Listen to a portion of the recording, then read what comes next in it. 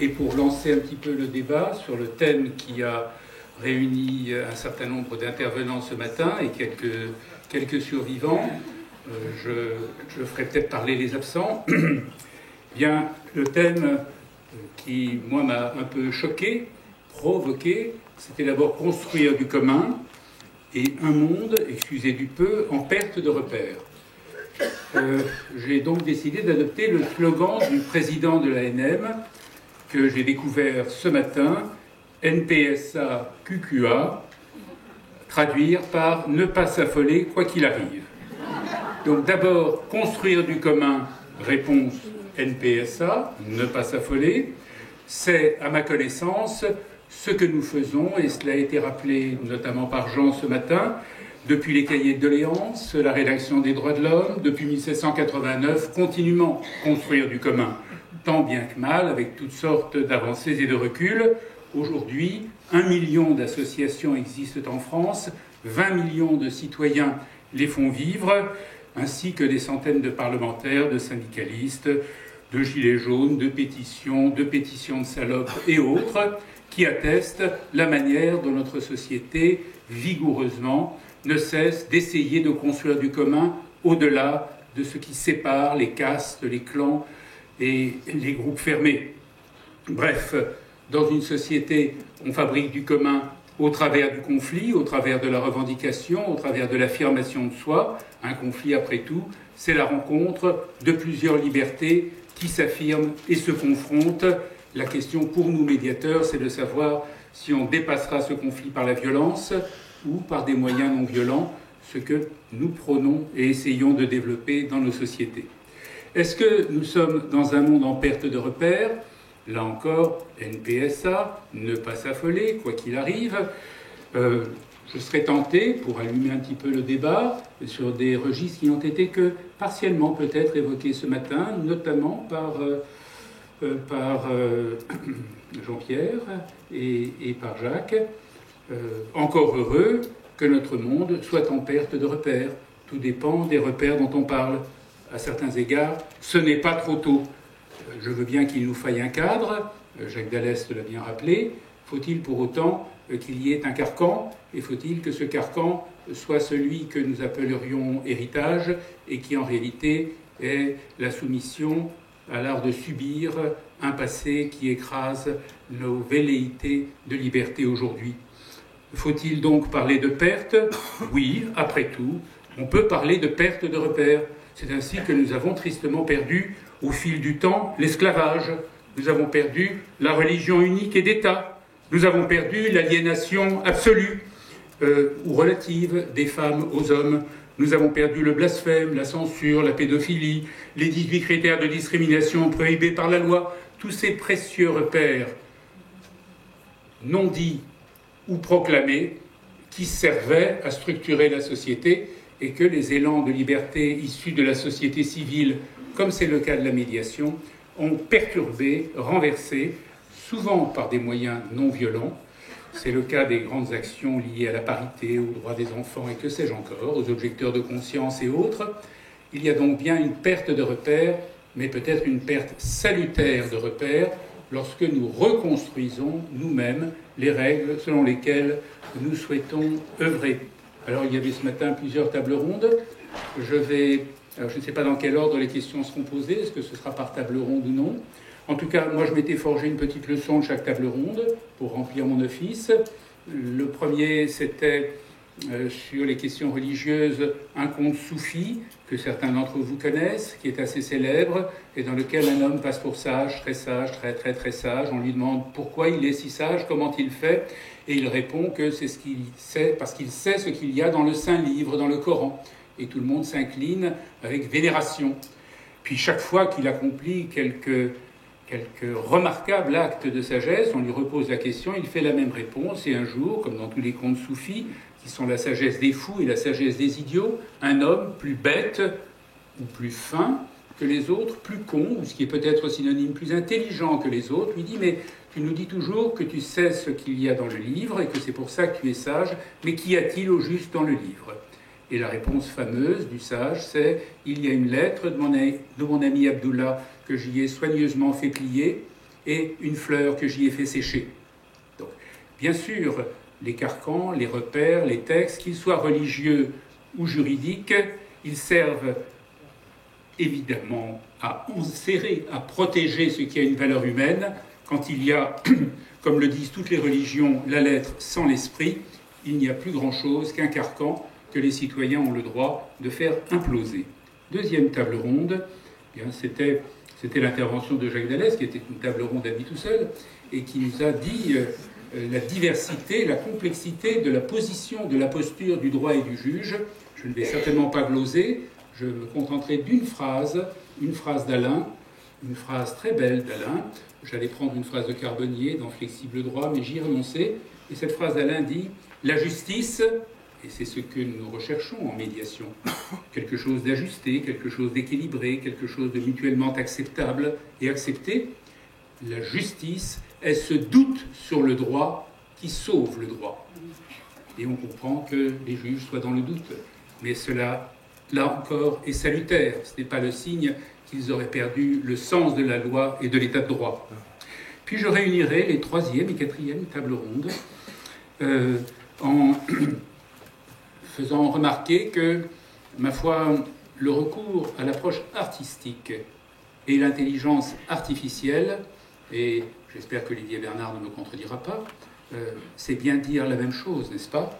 Sous deux mots différents, qui ne sont pas synonymes, mais qui ont quelque chose à voir l'un avec l'autre, et ce quelque chose, vous l'entendez bien, artistique, artificiel, c'est leur racine commune en indo-européen, racine art, que vous retrouvez dans harmonie, et qui désigne l'articulation, la manière dont les choses différentes peuvent s'articuler l'une par rapport à l'autre. Et en ce sens, l'art et l'artifice, et d'ailleurs l'art est œuvre d'artefacts, d'artifices, ont quelque chose de profond à voir l'une avec l'autre. Je choisirai donc, pour les rassembler, une phrase que j'aime du peintre Soulages, qui me soulage quand je fais des médiations et que je suis un peu perdu. Cette phrase, c'est « Ce que je fais m'apprend ce que je cherche ».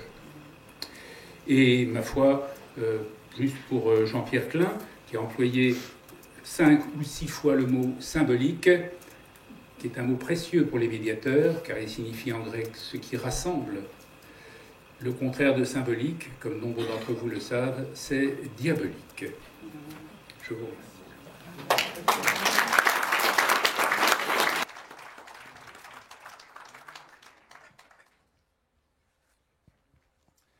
Merci beaucoup. Vous m'entendez? Oui. Oui, Monsieur Klein, quand je vous écoutais tout à l'heure, parce que pour l'instant, c'est ce que je me rappelle le mieux pour l'instant. J'ai beaucoup aimé le tout début de la conférence, qui était vraiment extraordinaire. Mais je pensais à une chose, dans la participation à l'œuvre collective et le soi, est-ce que, concrètement, de temps à autre, même si vous travaillez en direct, comme vous le disiez, est-ce que parfois il peut y avoir une frustration? La frustration du collectif et la négation, enfin j'exagère un peu, hein, la négation du soi ou la revendication du soi. Alors, évidemment, on arrive à l'ego, mais dans votre expérience pratique justement du travail à l'œuvre collective, voilà, le jeu, le J-E et J-E-U, s'exprime comment? Merci beaucoup. Alors d'abord, je dirais que dans nos formations, mais aussi en général, la question c'est comment on fait un groupe. On fait pas un groupe par du commun. D'ailleurs, le nom commun, ça s'oppose au nom propre, et je trouve que cette société est un peu trop dans le commun et pas trop dans le propre. Donc, comment est-ce qu'on forme un groupe? Selon moi, c'est pas en faisant, en commandant, en donnant comme consigne quelque chose qui est commun. On fait un groupe lorsqu'on s'adresse à chaque individu du groupe, dans le groupe, soutenu par le groupe, avec les mêmes consignes. Je fais à côté de l'autre à côté qui fait la même chose. Et donc nous avons quelque chose en commun sans vouloir faire du commun. C'est la consigne qui nous unit, c'est parce que nous sommes semblables dans une action semblable, mais chacun singulier. Est-ce qu'on doit dire singulier ou particulier? D'abord on dit singulier, et c'est ensuite, c'est Barthes qui fait la distinction entre singulier et particulier. Et petit à petit, bon, très vite, je donne un exemple très vite. Un travail d'un groupe qui ne se connaît pas. Et on amène des petits galets, du sable, éventuellement du café, mais c'est plus tard, parce que le café, l'odeur nous unit. Et bon, peu importe la consigne, on fait quelque chose par terre qui est une espèce d'installation. Mais avant, on se recueille en soi-même sur qu'est-ce que c'est en soi-même que d'être sablier, avec le temps qui passe. Et ensuite, on fait quelque chose par terre. Très bien, chacun dans son coin, et de temps en temps, on se lève et on regarde ce qui se passe dans la pièce. Il y a entre les deux installations par terre une espèce de vide. On ne dit pas vous allez combler le vide. On passe par l'intériorité de méditation, relaxation, ce que vous voulez, sur le vide en soi. Et ensuite, on passe par ce qui est commun entre l'autre et soi, et ce qui est commun, ce qui communique entre l'autre et soi. Ce qui veut dire que c'est dans l'addition d'expériences semblables et de quelque chose issu de chaque ego, chaque soi, ça, peu importe les termes, de chaque personne singulière qu'on va se retrouver à faire du commun. Lorsque dans une école on demande d'abord à faire une fresque, eh ben c'est une juxtaposition de celui qui envahit l'espace au détriment de l'autre, etc. Donc le commun, le groupe, naît de la correspondance de chacun dans la même expérience. J'ai peut-être répondu un peu à côté, mais vous voyez par où je passe pour fabriquer du groupe. Le groupe ne se suppose pas d'emblée comme déjà là. Je ne sais pas si j'ai bien répondu, mais... Une autre question. Ah, Gabriel. De ton côté, là-bas, la dame... Je fais de la médiation internationale. Et comme Janie, je fais Genève-Paris, Paris-Genève. J'ai beaucoup aimé, je vous remercie Monsieur Jacques Dallest, puisque nous sommes à mi-chemin, à Grenoble. J'ai beaucoup aimé votre intervention et j'ai été interpellée par votre phrase « Qui sommes-nous pour juger ?» Et évidemment, je me suis posé la question « Qui suis-je pour faire de la médiation ?» Et je me suis demandé aussi, est-ce que la médiation est vraiment un facteur d'apaisement? Et si vous trouvez que la justice est un facteur d'apaisement, en quoi est-elle différente de la médiation? Voilà, merci.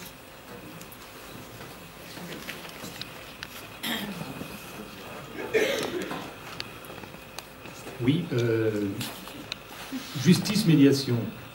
La justice est médiatrice. La médiation peut être aussi force d'imposition à un moment d'une solution qui va être négociée d'une manière ou d'une autre. On peut se rapprocher. Je vous ai expliqué, et je pense que c'est une évolution maintenant incontournable, que la justice a évolué dans ces modèles. Il y a toujours le juge sanctionnateur qui inflige la décision, qui peut être la réclusion criminelle à perpétuité, c'est-à-dire la peine maximale. En France, il y avait la peine de mort jusqu'en 1981, donc la réclusion criminelle à perpétuité. Et puis il peut y avoir le juge qui concilie d'ailleurs maintenant dans les textes de loi, et ça va se renforcer dans un projet actuellement qui est discuté au Parlement. On demandera au juge de passer presque obligatoirement, en matière civile notamment, par une phase de conciliation, d'arrangement. Vous connaissez la maxime, il vaut mieux un mauvais arrangement qu'un bon procès. Je ne suis pas loin de le penser. Le procès sera nécessaire pour sanctionner. À un moment, on ne peut pas négocier, on ne va pas négocier des décisions. Mais aujourd'hui, on a instauré des mécanismes dans le code pénal, le code de procédure pénale, qui tendent à cela. Il y a ce qu'on appelle notamment le plaider coupable. Si vous reconnaissez les faits, vous pouvez éviter une audience publique et le procureur va vous proposer une peine que vous pouvez refuser, une forme de peine négociée.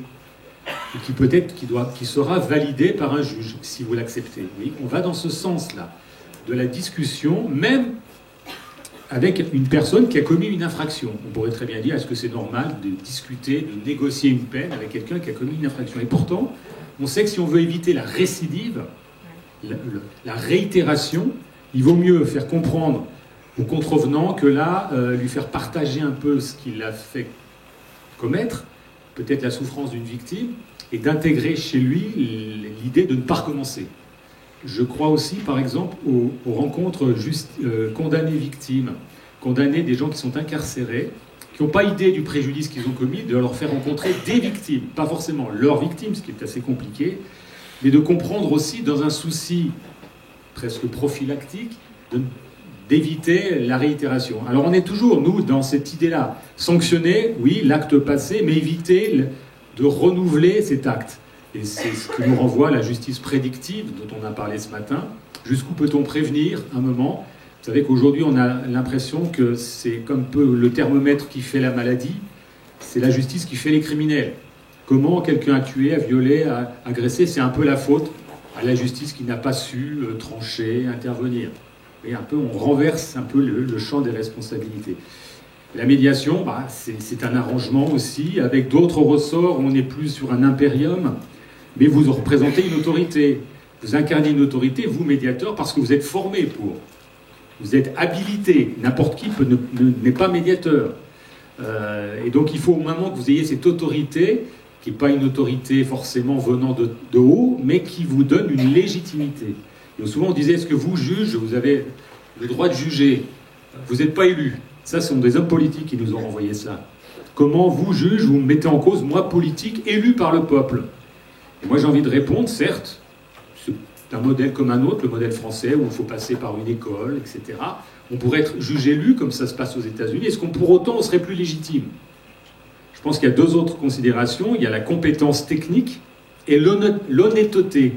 Est-ce qu'il suffit d'être élu pour être réputé honnête et compétent? Il me semble que de temps en temps, on voit que ce n'est pas tout à fait le cas. Vous voyez qu'il y a d'autres facteurs. On peut être un mauvais juge, évidemment, qui n'écoute pas. Et aujourd'hui, si vous allez à l'école de la magistrature, on inculque beaucoup aux jeunes magistrats l'écoute. Il y a d'ailleurs des psychologues qui interviennent, des sociologues. Écoutez, souvenez-vous de l'affaire Doutreau. On a beaucoup reproché aux jeunes juges de ne pas avoir écouté, d'avoir fait application du droit technique, froid, inhumain, au détriment de la parole. Mais il y a un moment, on est dans une ambiguïté, parce que quelqu'un a droit de mentir. Donc à un moment, qu'est-ce que vous faites? Vous le croyez, vous ne le croyez pas, vous imposez une décision. Vous voyez que c'est un art assez complexe et qu'on peut quelquefois passer complètement à côté de ce qu'il faudrait faire. Ça peut arriver. Pardon de ma mauvaise réponse. Thierry Garbi. Monsieur le procureur général, je me tourne à mon tour vers vous pour une question qui va rejoindre celle de Brigitte. Vous nous avez présenté ces différents juges, Jupiter, Hermès et autres, et vous croyez, semble-t-il, fort à ce rôle commun du juge et du médiateur, d'apaisement, etc. Je crois que nous avons tous compris que vous êtes assez en avance dans votre réflexion sur celle d'autres membres du corps judiciaire.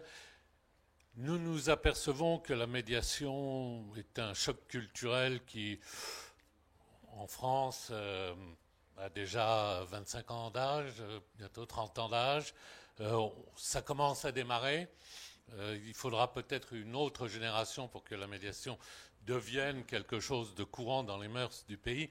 Est-ce que vous avez le sentiment que l'institution judiciaire en général, que vos étudiants à l'école de la magistrature sont prêts à entendre votre discours, sont prêts à changer ce rôle d'autorité en un rôle de service? Parce que je crois que c'est cela l'idée qui est derrière votre discours, un service global à offrir à la société qui va de l'autorité de la sanction pénale à la médiation civile où vraiment tout est en discussion pure. Est-ce que vous pensez que cette culture rentre ou va rentrer, ou progresse dans l'institution judiciaire auprès des enseignants comme auprès des élèves de l'école et puis des magistrats en exercice? et des juges commerciaux en exercice. Oui, c'est une vraie question. Quand on est à l'école de la magistrature, on a passé un concours difficile. Et pour certains, le droit à juger n'est pas acquis pour autant. Ce n'est pas parce que vous avez réussi un concours, fait une scolarité, que vous êtes apte à juger. D'ailleurs, qui est apte à juger? Je dis toujours, on peut être un jeune crétin ou un vieux con. Et on peut inverser. C'est-à-dire, ce n'est pas parce que vous avez 20 ans de métier que vous serez un meilleur juge ou un meilleur médecin. On a des jeunes qui ont tout compris, d'autres qui ont moins compris les choses. Il y en a certains qui vous diront, moi je veux trancher un litige, je veux appliquer une décision, qui d'ailleurs, comme je l'ai expliqué, est précaire et révocable, cette mesure de la loi. Mais ils auront très vite à dépasser cela, parce qu'ils auront face à eux des gens d'abord qui ne comprennent pas leur discours, qui ont besoin d'une explication, et qu'on ne pourra pas éternellement imposer par le haut une décision. On peut le faire en matière pénale. Moi, je vais régulièrement devant la cour d'assises et je requiers des peines lourdes. Je n'ai pas d'état d'âme. Puis à côté de ça, je me dis que sur beaucoup de petits litiges, et c'est ce qu'on voit tous, c'est peut-être utile d'en passer par d'autres modes de résolution. Et de faire en sorte qu'on comprenne, on intègre son humilité personnelle. C'est pas parce qu'on est surdiplômé, qu'on a ci, qu'on a ça, qu'on sera meilleur. Et qu'à un moment, si la personne que vous recevez, elle sort, elle n'a rien compris de ce que vous lui avez dit, parce que vous ne l'avez pas expliqué, vous n'avez pas été intelligible, ben qu'est-ce qui va en sortir? Qu'est-ce qu'elle va en garder de la personne? Mais ça prend du temps. Et le drame de la justice aujourd'hui, en tout cas française, c'est qu'elle est submergée d'affaires. Je ne vous apprends rien. Les contentieux sont massifs. Je parlais de la pénalisation. On a sans arrêt des textes de loi nouveaux, etc. Donc on n'a plus le temps. Le temps de la négociation, de la médiation, vous le savez, c'est un temps long. Donc ce temps est problématique parce qu'il y a la masse des affaires. Si on disait aux gens, vous savez, on va tous vous entendre de façon très abondante, mais ce sera dans 5 ans. Parce que tout est complet avant. Est-ce que ce serait une bonne justice? Vous voyez, il y a un moment, donc, on est pris par un principe de productivité. Je mets des guillemets là-dessus, ça peut choquer, mais on a une masse telle d'affaires en matière civile, en matière pénale. On ne traite que 20% de la criminalité en France. Tout le reste est classé sans suite, etc. Donc imaginez que ça augmente. On explose dans les palais de justice. C'est pour ça qu'il faut contourner les tribunaux, sauf quand c'est nécessaire. Et donc on n'a pas d'autres moyens. Et je vous dis, on est pris entre cette considération un peu productiviste, matérialiste, et puis des souhaits personnels. Un juge qui recevrait les parents pour expliquer pourquoi ça va mal avec leurs enfants et qui passe 3 heures, s'il a 10 affaires, il sort à 3 heures du matin. Vous voyez? Et à un moment, c'est aussi un problème de maltraitance presque institutionnelle. Donc vous voyez qu'on est pris dans ces contradictions et on a du mal à s'en sortir, il faut l'admettre. Ida Naprousse, médiatrice en éducation. J'ai une question pour Monsieur Klein. Comment être son propre médiateur pour faire émerger l'altérité? Merci. Ce matin, au petit déjeuner, j'étais pas pareil qu'à midi. Je suis pas pareil maintenant. Quand on fait une psychothérapie, on croit aller à la découverte de ce qu'on est et on découvre petit à petit qu'on est à la découverte de ce que nous sommes. C'est-à-dire tout ce qui m'habite, qui vient de plein de choses. La surdétermination des enfants imaginaires que mes parents ont eus, le rapport au sein patron de mon prénom, la situation sociale de mes parents, ma conjonction astrale peut-être à ma naissance, je ne sais quoi, ma place dans la fratrie, etc. Je suis en plus, conformément au conseil de Camus, qui est sur l'absurdité de la condition humaine, en particulier par la mort, et où il conseille d'être plusieurs personnages, d'être comédien ou d'être auteur. Je suis aussi auteur de théâtre. Et je vous prie de ne pas me confondre avec les monstres qui peuplent mes pièces. Donc, ce que je veux dire par là, c'est que on découvre petit à petit tout ce qui nous habite, ce qu'on a idée d'être, ce qu'on ne veut pas être, ce qu'on évite d'être, nos aliénations, que des fois on prend pour nos propres pensées alors qu'elles viennent d'ailleurs, avec les prescriptions idéologiques, religieuses, sociales, politiques et publicitaires. Parce qu'on est quand même soumis à toutes sortes d'aliénations en nous faisant croire que ça vient de nous. et petit à petit édifier, comme je l'ai dit dans une intervention, les légendes de moi-même, mes légendes d'origine, ça c'est la psychothérapie. Et puis alors l'art-thérapie, bien entendu, ou la médiation artistique, c'est aller dans des endroits qui ne sont pas moi. Je me découvre auteur de choses incroyables dont je n'aurais pas pensé que j'en aurais été l'auteur. Et je vais vers quoi? Vers ce que les phénoménologues appellent l'ipséité, c'est-à-dire comment, à travers toutes mes facettes, il y a quand même quelque chose de commun au sens, justement, ce qui les lie. Vers l'unicité, c'est un terme qui a été utilisé, que ma foi je ne repousse pas, qui n'est pas mon unité, mais qui est de faire quand même plus ou moins cohésion à travers tout ça. Je finirai simplement en disant que nous avons un grand maître, nous avons un grand enseignement, c'est toutes les nuits nos rêves. Nos rêves ne sont pas forcément là pour être décryptés sur un divan, ils nous font vivre plein de personnages. Et je dirais simplement, il y a un monsieur que j'avais en psychothérapie, il était très fier de me dire que la nuit d'avant, il avait arraché une femme des mains d'un violeur. Ma seule interprétation a été de lui dire « Monsieur, je vous rappelle que vous êtes l'auteur des 3 personnages. » Merci. Mon nom est Philippe Dumas. Ma question s'adresse au procureur général.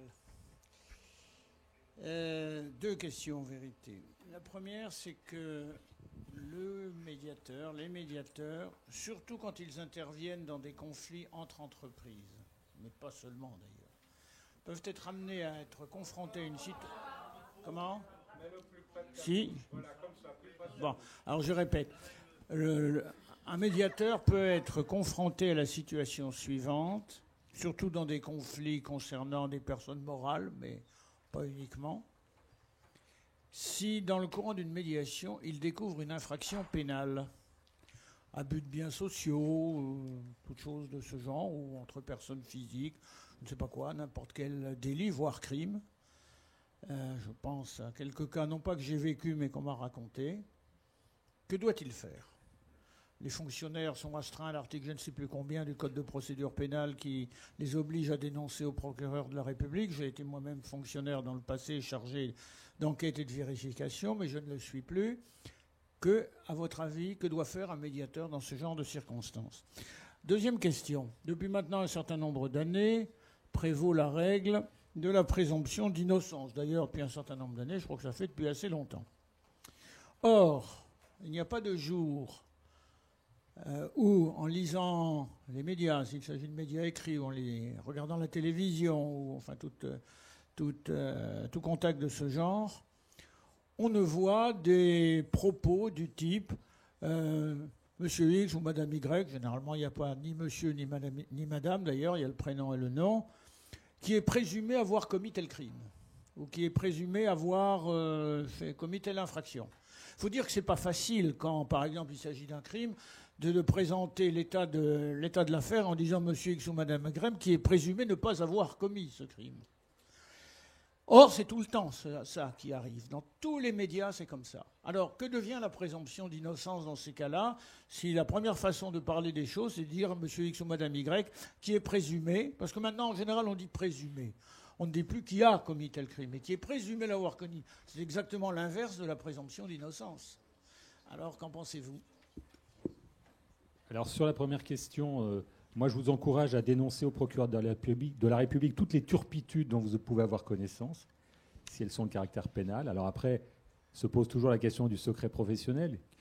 Alors, seuls les fonctionnaires, l'autorité publique est tenue, c'est l'article 40 du Code de procédure pénale, de dénoncer au procureur les infractions dont il a connaissance. Comme quoi, dans la loi, vous avez le mot dénonciation, que j'aime bien distinguer du mot délation. Parce qu'en France, quand on parle de dénonciation, certains vous parlent délation. Non, la dénonciation, c'est un acte citoyen qui permet de porter à la connaissance de l'autorité publique des violences à enfants, des violences sexuelles, etc. Et de ne pas se réfugier derrière son petit confort. Donc ça me paraît assez intéressant qu'un professionnel, lorsqu'il a connaissance, peut-être dans le monde de l'entreprise, là il n'y a pas d'enjeu d'ordre physique, de sécurité, mais des choses qui peuvent finalement mettre en péril la bonne gestion d'une entreprise et au final aboutir peut-être, pourquoi pas, à un dépôt de bilan et donc à du licenciement. Donc il y a un vrai intérêt social. On est très intéressé pour avoir des signalements, des lanceurs d'alerte. Vous savez que c'est le terme à la mode. Les lanceurs d'alerte, ça peut être des institutions, l'inspection générale des finances, les chambres régionales des comptes, Tracfin et autres, et un médiateur économique peut à un moment avoir une connaissance. C'est à lui d'apprécier ce qu'il peut dire ou ne pas dire. Alors, peut-être un débat sur votre secret professionnel. Qu'est-ce que vous allez révéler, pas révéler? Vous êtes sans doute, vous n'êtes pas tenu à un secret particulier. Vous n'appartenez pas à un ordre, mais vous avez une déontologie. Vous voulez peut-être en parler. Voilà. Donc moi, si vous me signalez un certain nombre de choses, ça m'intéresse. Après, est-ce que vous allez le faire? Est-ce que vous vous sentez autorisé à le faire? C'est un sujet que je vous renvoie. Sur la deuxième question, non, moi je ne suis pas choqué. Présumer avoir fait ça, c'est la seule façon de dire quelque chose. Parce que la présomption d'innocence, c'est si on disait que vous avez commis quelque chose alors que vous n'êtes pas jugé, là vous portez atteinte à la présomption d'innocence. Puisque pour être mis en examen, mis en cause pénalement, il faut que vous ayez des indices, d'après la loi, graves et concordants de culpabilité. Ça veut dire qu'on vous reproche quelque chose. Donc la seule façon de dire qu'on vous reproche quelque chose, c'est dire que vous êtes présumé, jusqu'à preuve contraire, avoir commis telle infraction. Et après, et ce n'est pas à vous de faire la preuve de votre culpabilité, c'est à l'accusation de le faire. Vous n'avez qu'une posture plutôt passive, même si vous allez participer à l'œuvre de justice. Donc c'est la seule appellation qu'on a trouvée pour dire que quelqu'un, on lui reproche quelque chose. On pourrait utiliser une périphrase, mais le fait de dire présumer me gêne, au contraire, valide cette notion de présomption d'innocence. Je ne vois pas d'autre appellation possible. On parlait de l'inculpation à une époque, on reprochait au mot inculpation la notion de faute. Là aussi, une forme de religion, de renvoi à la religion, on est passé à la notion de mise en examen, qui est plus neutre, qui ne veut pas dire grand-chose. Vous êtes mis en examen, finalement, ça ne veut pas dire grand-chose. Et ensuite, je crois que c'est un autre terme, c'est mis... il y a un autre concept, un peu même genre. Non, c'est même un autre terme. Mais bon, ouais, il y a un autre terme, mise en cause, mise en examen. Oui, mais je crois qu'il y a encore un autre terme. Mais bon, voilà. Après, ce sont des périphrases. Présomption d'innocence. Le problème, c'est que, au bout d'un moment, le mot présumé, il disparaît un peu. Est-ce que Nordal Lelandais est présumé coupable du meurtre de la petite Maëlys et du caporal Noyer? Oui, en droit, il l'est, puisqu'on lui reproche ces infractions. Il n'est pas encore coupable et déclaré coupable. Il ne sera peut-être pas déclaré coupable, ou il sera peut-être condamné. Et d'ailleurs, vous le savez, vous n'êtes des condamnés définitifs que quand vous avez épuisé toutes les voies de recours. Même si vous êtes condamné en première instance, si vous faites appel, vous êtes toujours présumé innocent. Vous pouvez vous retrouver en prison, condamné, mais vous faites appel et vous êtes encore légalement présumé innocent. Vous voyez que donc les termes ne sont pas si simples pour le grand public et la procédure peut durer très très longtemps. Si je peux me permettre de dire un mot, mais je crois que Gabriel voudra intervenir aussi. Sur la première question, je pense que ça mériterait vraiment débat avec les médiateurs de la salle. Nous avons régulièrement des difficultés quand nous sommes en médiation, et les deux questions posées étaient également, me semble-t-il, pertinentes en ce sens qu'elles sont difficiles. Nous avons bien sûr tous consulté des autorités judiciaires et professionnelles. Il nous a été dit, sous votre contrôle, que seuls devaient être nécessairement signalés les abus sexuels sur des mineurs de 15 ans. Et je dois dire que comme médiateur, j'ai régulièrement toutes sortes d'abus de biens sociaux, de comptes à l'étranger, de situations irrégulières qui ont été commises dans le cadre de la relation entre les parties, qu'elles vont purger au travers de la médiation. Il nous est rappelé, puisque nous avons tous des référents déontologiques, je suppose à l'ANM comme ailleurs, donc moi j'ai un référent déontologique, je suis celui de la Fédération française des centres de médiation, mais pour mes propres médiations, je suis également embarrassé sur certains points. Il est absolument constant qu'il m'a été prescrit de ne pas signaler, en revanche, de ne pas prêter la main à l'organisation d'une illégalité, d'un accord de médiation qui créerait une situation qui est contraire à la loi. En revanche, quand j'ai la résolution d'une vente immobilière à la suite d'une annulation de la vente et qu'il y avait un dessous de table, qui évidemment n'a pas été transmis aux juges lorsqu'ils ont demandé l'annulation de la vente, je vais en tenir compte et je ne signalerai rien.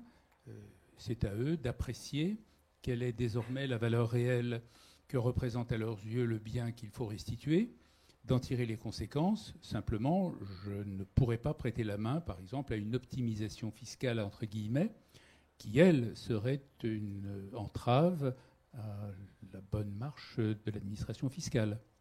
Donc, sur le premier point, je serais assez tenté d'inviter la salle et les personnes qui font autorité à dire ce qu'elles en pensent. Sur le second point, c'est-à-dire la présomption d'innocence et le langage employé, je crois que dès ce matin, il nous a été rappelé à quel point les mots sont lourdement chargés. Et en l'occurrence, étant professeur de plaidoirie, participant à des affaires tous les jours, qu'on a soin de ne surtout pas médiatiser, ou au contraire de médiatiser avec les avocats, je mesure le poids que représente cette expression qui, en réalité, accoutume l'opinion qui influence la justice à l'idée qu'il est un coupable en sursis de condamnation. Je pense que là, le travail sur les mots, dont on nous a rappelé l'importance et que les médiateurs connaissent, serait indispensable. Il y a plusieurs demandes d'intervention. Le médiateur a mis en examen qui s'ignore. Pierre Guerder, doyen honoraire de la Cour de cassation. Je voudrais approuver ce qui vient d'être dit par Stéphane Simon. Je pense qu'effectivement, dans la médiation, il faut distinguer le champ de la médiation des obligations du médiateur ensuite. Il arrive que dans la médiation, une question d'ordre public ou une infraction puisse créer un obstacle à l'accomplissement de la médiation. En ce cas, je crois en effet qu'il est nécessaire que le médiateur arrête le processus de la médiation. Pour autant, doit-il dénoncer? Ce sont deux questions, me semble-t-il, différentes. Il y a effectivement une obligation d'abstention, me semble-t-il, à partir d'un certain seuil d'intolérance dans la médiation. Le médiateur ne peut pas aller à l'encontre de l'ordre public, il ne peut pas faciliter non plus la commission d'infraction, a priori, mais il n'est pas tenu, me semble-t-il, non plus à la délation, parce qu'il ne fait pas partie du nombre de personnes qui sont tenues de dénoncer au sens du Code de procédure pénale. Je crois que c'est une distinction importante et je serais personnellement assez disposé à la faire. Non seulement il n'est pas tenu d'eux, mais je suis tenté de penser qu'il est tenu de ne pas. Alors, les doubles... Oui. Alors justement, j'ai une question pour Monsieur Fontagneux.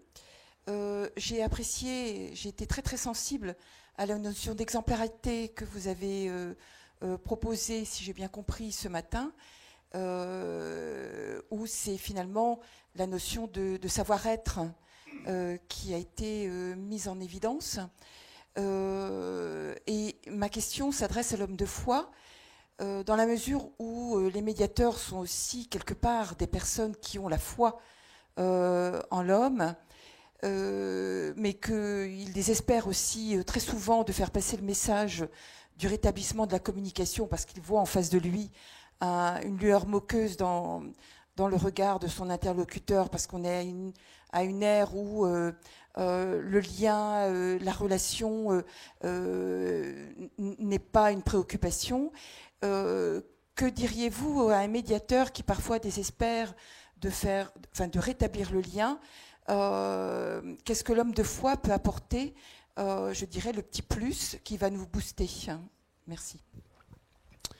Dans nos associations, institutions, donc les associations et fondations de la fédération, il y a un certain nombre de personnes, d'associations qui s'occupent des grands exclus de la rue. Hein. C'est les gens qui ont sans domicile, qui sont souvent depuis plusieurs années à la rue, et donc qui ont perdu la dimension d'un futur, hein, qui sont relégués à un mur du quotidien. C'est-à-dire que le demain n'existe pas, seule la journée, et éventuellement la fin de la journée est une notion importante. Donc une partie des formations que nous donnons à nos travailleurs sociaux ou aux bénévoles qui travaillent dans ces associations, notamment des gens qui vont dans les dans les groupes de nuit, des maraudes qui vont à la rencontre de ces personnes, c'est d'essayer de porter cette forme d'espérance du demain, c'est-à-dire que le blocage de la journée n'est pas définitif, mais que demain, le soleil va se lever encore. Donc ça, c'est un élément. C'est-à-dire un début de construction des personnes que nous accompagnons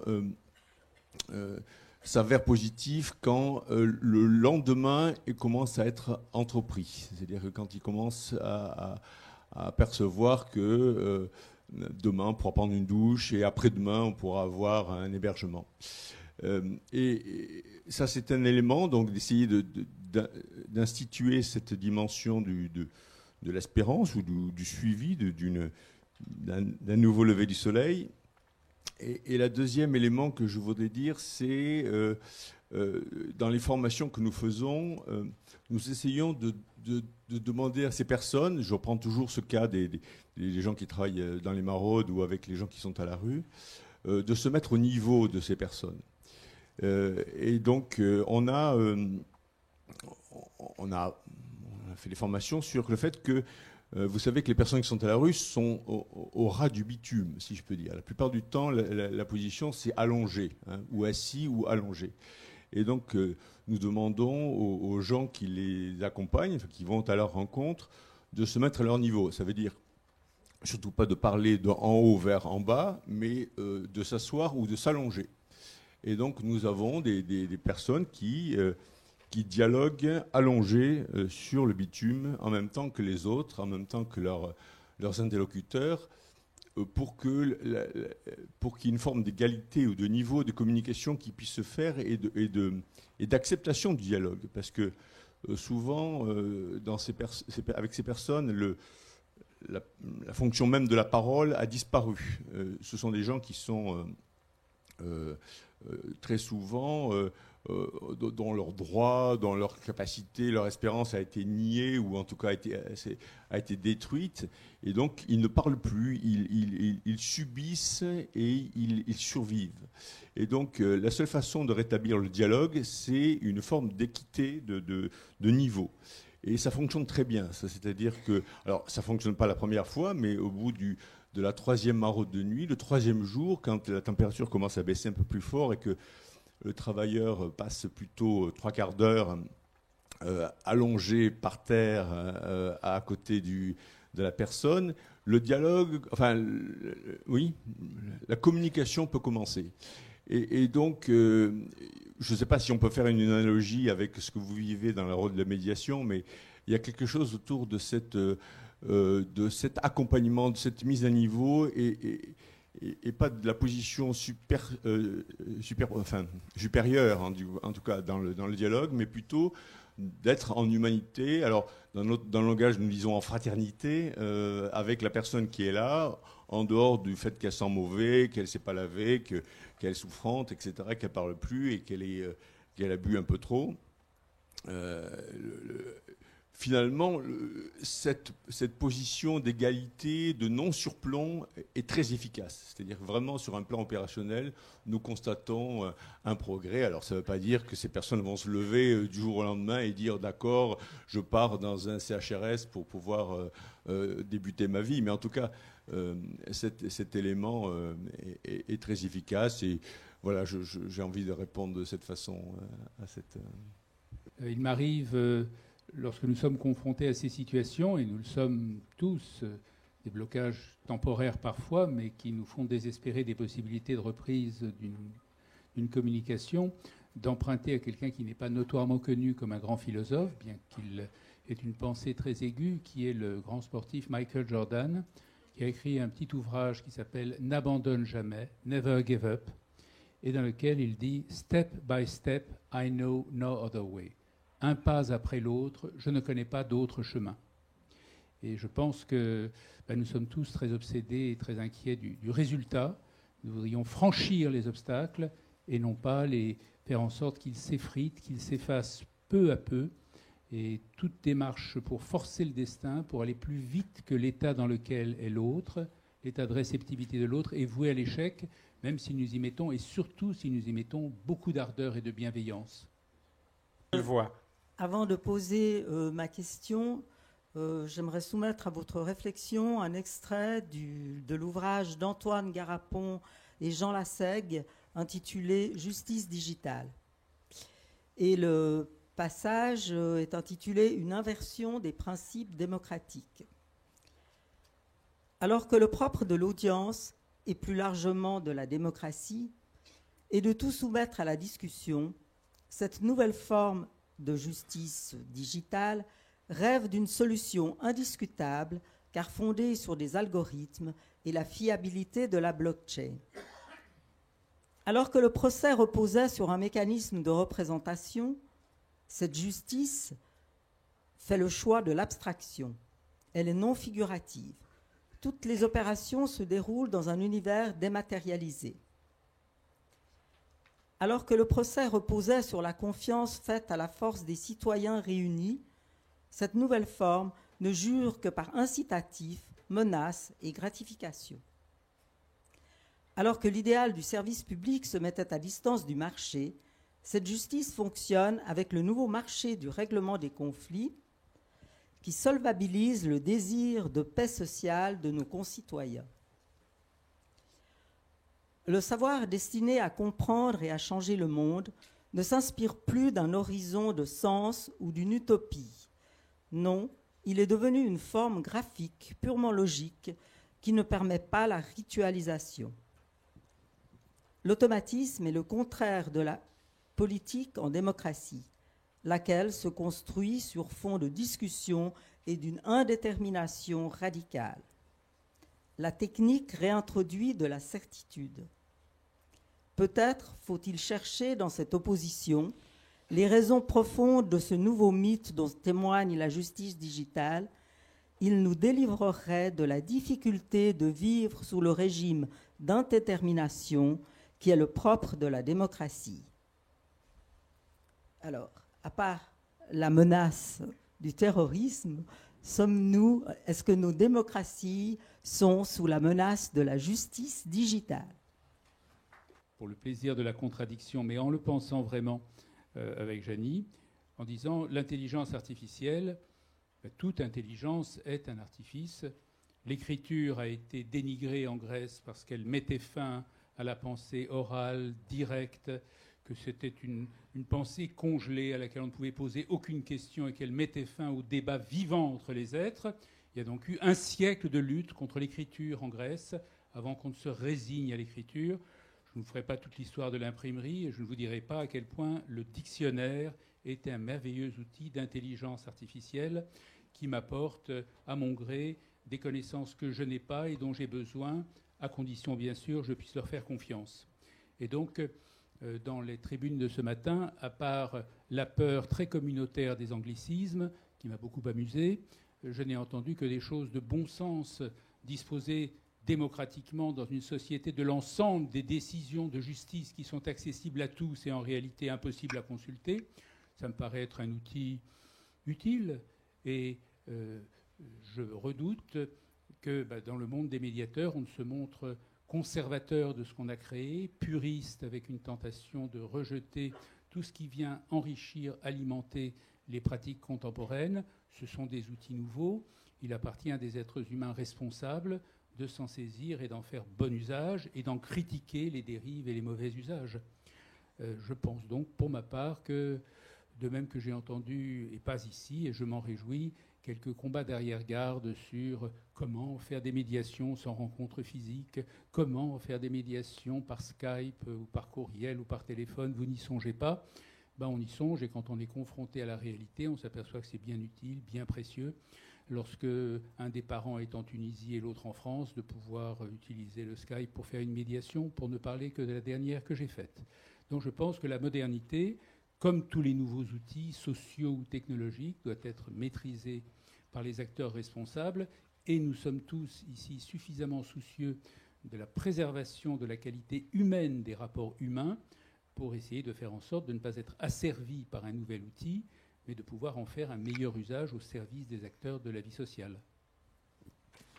Bonjour, je suis Véronique Tonlé, sociologue de formation. et étudiante au CECOF de Paris, au diplôme d'état de médiatrice familiale. Ma question porte sur la tentative de médiation familiale préalable obligatoire. Je vais la poser à monsieur le procureur et aussi au directeur de l'IFOMEN. Pour ce qui revient au monsieur le procureur, je voudrais savoir si cette tentative de médiation familiale préalable obligatoire contribue vraiment à la modernisation de la justice telle qu'elle a été prévue. Et petit 2, j'aimerais savoir si cela participe, si cette tentative n'entrave pas la liberté des médiés, donc qui fait partie des principes de la médiation familiale, de l'engagement ou la libre adhésion des médiés. Quand ils sont envoyés de la justice vers un service de médiation familiale pour être absolument, pour voir si c'est possible que ça puisse répondre à leurs problèmes avant de retourner à la justice. La deuxième, je la pose à monsieur le directeur de l'IFOMEN. En quoi cette pratique a modifié l'activité professionnelle du médiateur? Est-ce qu'il n'est pas tenté de devenir auxiliaire de justice? Je vous remercie. On fait feu de tout bois, évidemment, depuis longtemps maintenant. La médiation civile, pénale, commerciale, prud'homale et familiale et administrative, je crois que c'est une bonne chose.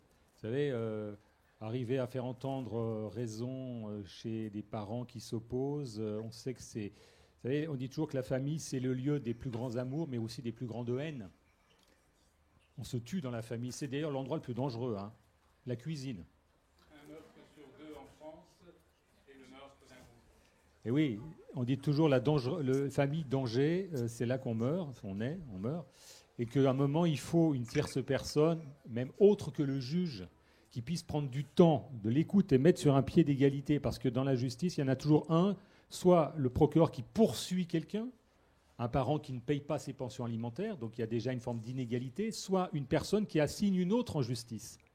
Donc il y a une forme de domination institutionnelle qui se passe, et je crois que le renvoi à une médiation permet de mettre au même niveau, alors pas tout à fait le cas en matière pénale, puisqu'il y en a un qui doit quelque chose, qui a violé la loi, mais en matière familiale, c'est 2 prétentions qui s'opposent. Je demande, il refuse, et moi je trouve très bien qu'il y a un temps d'écoute, d'échange, de compréhension qui se fasse par quelqu'un d'autre que le juge. Le juge aux affaires familiales, il fait toujours de la médiation, d'une certaine manière. Il fait de la conciliation dans un premier temps. Il essaye de concilier les personnes. Et puis souvent, ça ne se passe pas. Et à un moment, on renvoie à d'autres institutions dans des lieux adaptés, neutres. Je crois que vous tenez à votre neutralité, non judiciaires, plus accessibles, qui permettent d'avoir peut-être ce discours, cet arrangement entre les 2 parties. Et c'est ça qui est intéressant. Mais il faut qu'il n'y ait pas une domination de l'un sur l'autre, qu'il n'y ait pas un abus de pouvoir.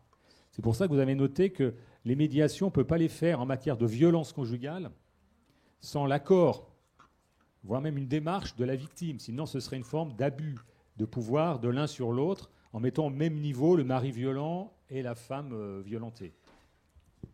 Je rejoins en quelques phrases ce que vous avez dit. Je pense que la tentative préalable de médiation obligatoire, bien sûr, ce n'est pas pareil que d'aller délibérément de sa propre volonté vers la médiation, mais quand les personnes sont en une situation conflictuelle aiguë, elles n'iront probablement pas spontanément à une médiation dont elles ont besoin. Et le fait de tenter cette médiation, eh bien c'est une tentative, ça n'oblige pas à un accord et ça ne donne aucun pouvoir au médiateur de contraindre si peu que ce soit les parties à un accord. Donc c'est donner une chance à la rencontre et au médiateur de s'assurer qu'elle est équilibrée et qu'elle est fructueuse. Donc c'est une abolition de la liberté en amont, mais on préserve la liberté pendant et jusqu'à l'issue de la médiation. Après tout, quand on signe une clause de médiation dans un contrat, on engage sa liberté et nous accueillons des gens qui viennent à contre-cœur en médiation parce qu'il y a une clause de médiation dans le contrat, et pourtant nous avons de très bonnes statistiques d'accord de gens qui sont venus à reculons. Et est-ce que tout cela fait des médiateurs, des auxiliaires de justice? Alors, si le terme est péjoratif dans votre bouche, la réponse est non. Si dans votre bouche le sens est positif, la réponse est oui. Bien.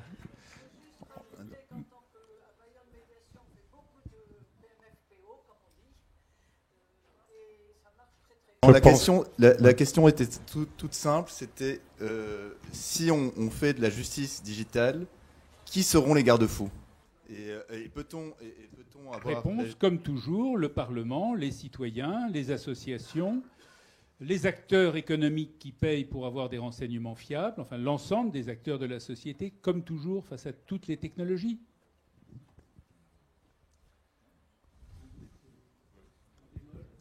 Oui, moi personnellement, j'ai un doute sur l'aspect marchand et lucratif de cette question. C'est-à-dire que à partir du moment où il y a un système en place, il est bien montré d'ailleurs que c'est un partenariat technique et commercial qui est indiqué. Il y a donc là, on le voit dans toute forme de développement des algorithmes, que ce soit avec les fournisseurs de services, les fournisseurs de voyages et autres éléments, un projet de lucrativité intense. Et donc, est-ce que ce projet de lucrativité va servir toute la palette de la question du droit? Voilà, j'ai quelques interrogations sur cette question, et donc voilà. Je partage, je pense que ça va se développer là où c'est lucratif, là où c'est profitable. Vous avez vu, quand la question a été posée du pénal, la réponse a été non, pas de pénal. Le prétexte était c'est éthique. Aux États-Unis, où le pénal est rentable, eh bien, la question éthique ne se pose pas. Et donc, il y a bien de la justice digitale aux États-Unis parce qu'il y a du plea bargaining, parce que pour 100 affaires pénales aux États-Unis, il y a 95% de décisions négociées. Je crois que la proportion n'est même pas inverse en France. Donc là, il y a un marché. Donc je ne peux que vous donner raison. Oui, et à côté de ça, le pénal, ou du moins le carcéral, est lucratif aux États-Unis, extrêmement lucratif aux États-Unis. C'est le pays du monde qui envoie le plus de personnes derrière les barreaux. Et c'est notamment la suite de ce processus-là. Je voudrais bien être grassement rémunéré par la société Predictis pour pouvoir prédire une décision pénale. Je veux bien, pour pouvoir rouler en Porsche et en Ferrari. Donc je vais peut-être faire cette proposition à l'issue de ce bel anniversaire.